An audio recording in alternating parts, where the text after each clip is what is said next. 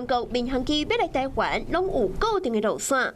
不过想袂到，中国民航局伫昨无已经宣告，为明仔载开始 M503的航路取消向西边偏6海里，也就是讲，未来中国的航班和海峡中线上近的距离，敢若剩4.2海里。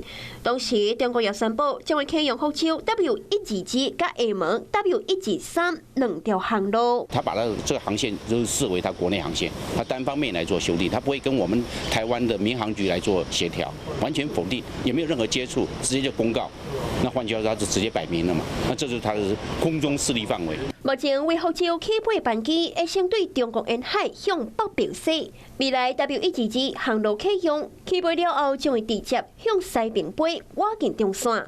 中国这摆无协调，单方面宣布启用有争议的航路，就是咧挑战台湾的领空和主权。任何片面这种不理性的举动，都非常容易让紧张情势快速的升高，破坏台海区域稳定的一个现状。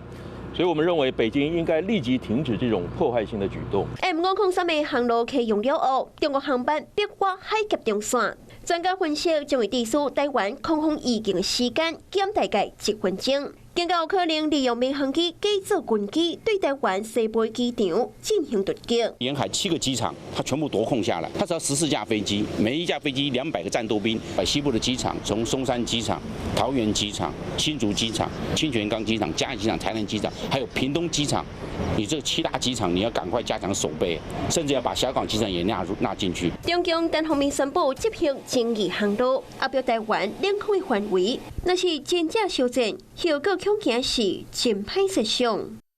Hello， 我是陈雅玲。想要抢先掌握最及时的新闻资讯吗？赶快订阅、按赞、开启小铃铛，锁定华视新闻 YouTube 频道。